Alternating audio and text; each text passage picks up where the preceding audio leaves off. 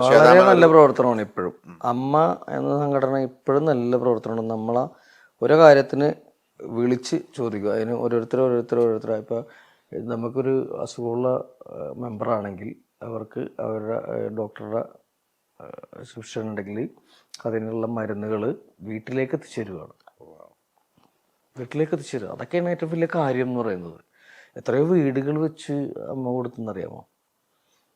ഞാൻ പണ്ട് ഒരു സംഭവം പറഞ്ഞത്, ഇന്നസെൻ്റ് ഏട്ടൻ പ്രസിഡൻ്റായിട്ടിരിക്കുമ്പോൾ ഞാനൊരു സംഭവം പറഞ്ഞായിരുന്നു. അന്ന് പ്രളയം അതൊക്കെ വന്നു കഴിഞ്ഞിട്ട് ടൈമിന് 5 കോടി രൂപയോ 6 കോടി രൂപയോ അമ്മ സർക്കാരിലേക്ക് കൊടുത്തു. അതുകൂടാതെ പേഴ്സണലായിട്ട് എല്ലാവരും കൊടുത്തു. അതിപ്പോൾ ഞാനടക്കം കൊടുത്തിട്ടുണ്ട്.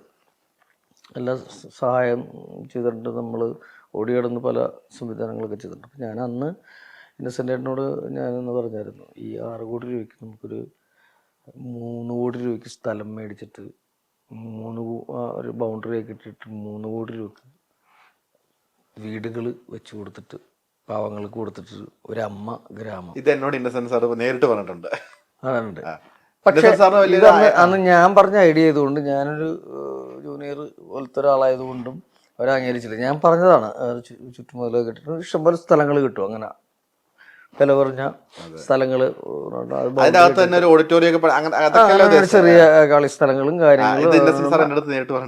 ഇത് ഞാൻ പറഞ്ഞ ഒരു ഐഡിയ ആണ്.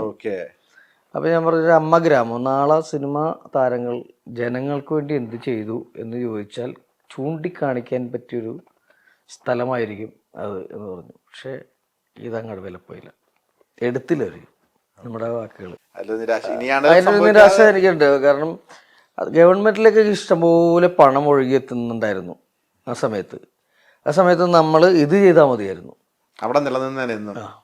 അത് പറഞ്ഞപ്പോൾ അന്ന് അവർ ആരും അംഗീകരിച്ചില്ല. അതുപോലെ എല്ലാവരും എന്താ പറയണ, പാർട്ടിപരമായിട്ടാണെങ്കിലും അമ്മയിൽ ഇത്രയും അവരൊക്കെ ഉണ്ട്, വിട്ടളഞ്ഞു. ഈ ചേട്ടൻ മുന്നേ പറഞ്ഞ കുന്നത്തുനാട് എന്നെ പരാമർശിച്ചുകൊണ്ട് ഞാൻ പറഞ്ഞു, 2020 ഒരു സാന്നിധ്യം നമുക്ക് തള്ളിക്കളയാൻ പറ്റില്ല. മുൻ വർഷങ്ങളിൽ ഉള്ളതിനെ അത്രയും ഇല്ലെങ്കിൽ പോലും ഈ വർഷങ്ങളിൽ ഇപ്പം അവർ തന്നെ പറയുന്ന 2 പാർട്ടികളോട് ചേർന്നിട്ട് ഇവരെ ഒഴിവാക്കുന്ന രീതിയിലുള്ളതാണ് പറയുന്നത്. ഈ അങ്ങനെ ഒരു പെട്ടെന്ന് പൊട്ടിമുളച്ച ഒരു പാർട്ടി എന്ന് നമുക്ക് പറയാം.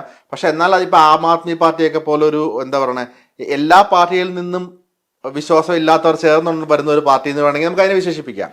ആ പാർട്ടിയുടെ ഒരു കടന്നുവരവും അതിനെതിരെ നിന്ന മറ്റു പാർട്ടികൾ ഈ ഇലക്ഷനിൽ, ഈ തെരഞ്ഞെടുപ്പിൽ ആ പാർട്ടി ഏറെക്കുറെ നിലംപരിശാവുക എന്ന് പറയാൻ പറ്റില്ല. ബട്ട് സ്റ്റിൽ എന്നാലും മുൻ വർഷത്തിനെ അപേക്ഷിച്ച് അവര് താഴെ പോയി.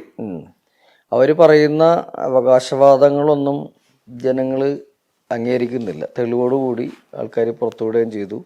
ശ്രീനിജനൊക്കെ അതിൻ്റെ കൂടെ ഇങ്ങനെ പറഞ്ഞതിലും കാര്യങ്ങളൊക്കെ ഉണ്ടെന്നുള്ളത് ആൾക്കാർക്ക് ബോധ്യപ്പെട്ടു. അങ്ങനെയാണ്.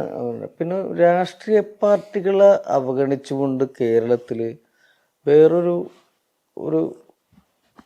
കുത്തക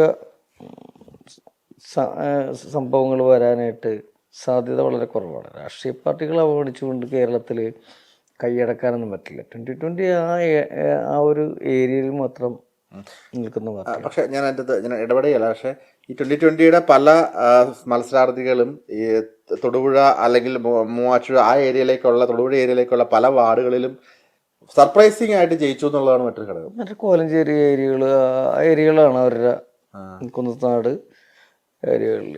അത് പറയാൻ പറ്റില്ല. ഈ തദ്ദേശ സ്വയംഭരണ തെരഞ്ഞെടുപ്പുകളിൽ ആളുകൾ വോട്ട് ചെയ്യുന്നത് ആൾക്കാരെ നോക്കിയിട്ടാണ്, സ്ഥാനാർത്ഥികളെ നോക്കിയിട്ടൊക്കെയാണ്. അല്ലാണ്ട് ഒരു പാർട്ടി നോക്കിയിട്ടൊന്നല്ല. പാർട്ടി നോക്കിയപ്പോൾ ആര് ജയിച്ചു? ശ്രീനിജൻ ജയിച്ചില്ല. അവിടെ ശശീന്ദ്രൻ ചേട്ടൻ നിന്നാൽ ശശീന്ദ്രൻ ചേട്ടൻ ജയിക്കും. കഴിഞ്ഞ ടൈമിൽ പുള്ളി നിന്നില്ലെന്നേ ഉള്ളൂ. നിന്നാൽ ശശീന്ദ്രൻ ചേട്ടൻ ജയിക്കും. തദ്ദേശ തെരഞ്ഞെടുപ്പിലൊക്കെ നമ്മൾ ഇപ്പോൾ ഈ സഹകരണ സംഘം തെരഞ്ഞെടുപ്പിലൊക്കെ ആൾക്കാർ പേഴ്സണലായിട്ട് വോട്ട് ചെയ്യണ ഒരു മാതൃകയുണ്ട് കേരളത്തിന്. അതിപ്പോൾ കടുത്ത രാഷ്ട്രീയം ഉള്ള ആൾക്കാർ മാത്രമാണ്. അല്ലാത്തവർ ചിലപ്പോൾ രാഷ്ട്രീയം ഒന്ന് മാറ്റി ആളെ നോക്കി, ചിലപ്പോൾ BJPയുടെ സ്ഥാനാർത്ഥിയായിരിക്കും, ചിലപ്പോൾ കമ്മ്യൂണിസ്റ്റ് സ്ഥാനാർത്ഥിയായിരിക്കും, കോൺഗ്രസിൻ്റെ സ്ഥാനാർത്ഥിയായിരിക്കും. വിജയിച്ചേക്കണതിൻ്റെ തുല്യത വെച്ച് നോക്കിയിട്ടല്ല, അവർ ചെയ്ത പ്രവൃത്തികൾ. ചിലപ്പോൾ ഒരു പ്രശ്നം ഉണ്ടാകുമ്പോൾ അതിൽ വന്ന് ഇടപെടുക, ഒരാളുടെ കാര്യത്തിൽ ഇടപെടുക, ഒരു കുടുംബത്തിൻ്റെ കാര്യത്തിൽ ഇടപെടുക, അങ്ങനെയൊക്കെ വെച്ച് നോക്കിയിട്ടാണ് അവരുടെ വോട്ട് പോകുന്നത്. ഓക്കെ. അത് ആൾക്കാരുടെ ഇടപഴകലും അവരുടെ പ്രവർത്തനവും പോലെയാണ് തദ്ദേശ സംവരണ തെരഞ്ഞെടുപ്പിൽ കിടക്കുന്നത്. മറ്റ് നിയമസഭാ തെരഞ്ഞെടുപ്പും പാർലമെന്റ് തെരഞ്ഞെടുപ്പൊക്കെ വരുമ്പോൾ വ്യക്തമായിട്ടുള്ള രാഷ്ട്രീയം അതിൻ്റെ അകത്ത് പ്രതിഫലിക്കും. ഓക്കെ. ഈ ഇപ്പം ശശീന്ദ്രൻ അദ്ദേഹത്തിനെ പറ്റി പറഞ്ഞപ്പോഴാണ് എനിക്ക് പെട്ടെന്ന് ആ പേര് കേട്ടപ്പോഴാണ് നമുക്ക് ഈ കോൺഗ്രസിലെ ഏറ്റവും നമുക്ക് ശശി തരൂർ എന്ന് പറയുന്ന ഒരു വ്യക്തി, ഇപ്പം അദ്ദേഹത്തിന് ശരിക്കും കോൺഗ്രസ് പാർട്ടി എത്രത്തോളം ഉപയോഗിക്കുന്നതായിട്ട് തോന്നിയിട്ടുണ്ട്? അദ്ദേഹത്തിന്റെ ചില നിലപാടുകൾ, അല്ലെങ്കിൽ ഇപ്പം എതിർ പാർട്ടിക്കാരെയാണെന്നുണ്ടെങ്കിൽ സപ്പോർട്ട് ചെയ്യാനുള്ള നിലപാടുകളൊക്കെ അദ്ദേഹത്തിന് ഒരു ബാക്ക് ഫയർ ചെയ്യുന്നതായിട്ട് ഫീൽ ചെയ്യും. നമ്മൾ നല്ലത് ചെയ്താൽ നല്ലത് പറയണതുകൊണ്ട് കുഴപ്പമൊന്നുമില്ല. ഞാൻ ആരുടെ അഭിപ്രായക്കാരനാണ്. ശശി തരൂർ വളരെ ലെജൻഡായിട്ടുള്ള ഒരാളാണ്. എവിടെയും നമുക്ക് എന്തുമാക്കാൻ പറ്റാവുന്ന ക്വാളിറ്റിയും ഇതും ഉള്ള ഒരാളാണ്. അപ്പോൾ ഒരാൾ നല്ലത് ചെയ്ത്, നിങ്ങളൊരു നല്ലത് ചെയ്തിട്ട് ആ നല്ലത് ചീത്തയാണെന്ന് വെറുതെ ട്രോൾ ചെയ്തിട്ട് കാര്യമില്ല. നല്ലത് നല്ലത് തന്നെയാണ് എപ്പോഴും. അതിനെപ്പറ്റി പറഞ്ഞെന്ന് ഓർത്തിട്ട് ഒരു കുഴപ്പമില്ല. എൻ്റെ അച്ഛൻ നല്ലതാണെങ്കിൽ നല്ലതാണെന്ന് പറയും, എൻ്റെ അച്ഛൻ ചീത്തയാണെങ്കിൽ ചീത്തയെന്ന് പറയണം എന്ന് പറയുന്ന പക്ഷക്കാരനാണ്.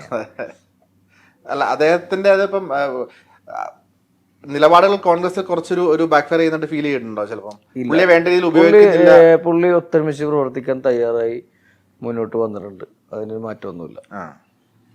കോൺഗ്രസ് ഈ തവണ സതീശൻ്റെ ഒരു രീതിക്ക് എല്ലാവരും ഒരുമിപ്പിക്കാനുള്ള ശ്രമം പ്രതിപക്ഷ നേതാവ് നടത്തിയിട്ടുണ്ട്. അത് ഏകദേശം കറക്റ്റാണ്. മുഖ്യമന്ത്രിയൊക്കെ തീരുമാനിക്കുന്നതും ഭരണം കിട്ടിയാൽ മുഖ്യമന്ത്രിയൊക്കെ തീരുമാനിക്കുന്നതും കൂട്ടായ തീരുമാനത്തിലായിരിക്കുള്ളൂ.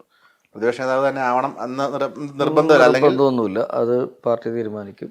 അത് ഇപ്പോൾ ആരും ആരുടെയും പേര് പറഞ്ഞിട്ടില്ല. ACC തീരുമാനിക്കണം. കുറേ ഘടകങ്ങൾ ഇതൊക്കെ കഴിഞ്ഞിട്ട് കുറേ പരിപാടികളുണ്ട്. പക്ഷേ ഇലക്ഷന് ഒത്തൊരുമയോട് പ്രവർത്തിക്കുന്നു. കേരളത്തിൽ UDFൻ്റെ ഭരണം കൊണ്ടുവരിക എന്നുള്ളതാണ് ഇപ്പോഴത്തെ ഒരു അജണ്ട. ഞാൻ പറയാൻ ആളല്ല, എന്നാലും അതാണ് ഇപ്പോൾ സംഘടന തീരുമാനിച്ചേക്കുന്ന ഒരു അജണ്ട എന്ന് പറയുന്നത്. അത് കഴിഞ്ഞിട്ട് ബാക്കിയുള്ള കാര്യങ്ങൾ പിന്നെ. ഇത്തവണ ഇപ്പോൾ ഒരു സെലിബ്രിറ്റി മത്സരാർത്ഥി ഉണ്ടെങ്കിലും ഇല്ലെങ്കിലും സംഘടനാപരമായിട്ട് ഇലക്ഷനിൽ ചേട്ടൻ ഇറങ്ങി പ്രവർത്തിക്കാൻ പ്രവർത്തിക്കും ഉറപ്പായിട്ടും. തീർച്ചയായിട്ടും പ്രവർത്തിക്കും. ഇപ്പോൾ ഈ പഞ്ചായത്ത് ഇലക്ഷൻ വരെ നമ്മൾ പ്രവർത്തിച്ചിട്ടുണ്ട്. ഓക്കെ. ഞങ്ങളുടെ ഇവിടെ ഈ വാർഡിൽ 900 ചില്ലം വാർഡ് വിഭജനം നടന്നപ്പോൾ 900 ചില്ലൻ വോട്ടേ ഉള്ളൂ. അതിൽ തന്നെ കുറേ പിള്ളേർക്ക് വിദേശത്തും ഇവിടെയൊക്കെ ആയിട്ട് പഠിക്കാനും ജോലിക്കൊക്കെ ആയിട്ട് പോക്കുന്ന ആൾക്കാരൊക്കെയാണ്. അപ്പോൾ 700 ചില്ലാൻ വോട്ടാണ് പോൾ ചെയ്തത്. അതിൽ തന്നെ 632 വോട്ടിൻ്റെ ഭൂരിപക്ഷത്തിലാണ് ഈ വാർഡിലെ സ്ഥാനാർത്ഥി ജയിച്ചത്. വൻ വിജയം. അത് ഈ വരാപ്പുഴ പഞ്ചായത്തിന്റെ ചരിത്രത്തിൽ ഏറ്റവും വലിയ ഭൂരിപക്ഷമാണ്. അതേപോലെ ജയിച്ചവരൊക്കെ അത്യാവശ്യം നല്ല ഭൂരിപക്ഷത്തിലാണ് ജയിച്ചത്. ഓക്കെ.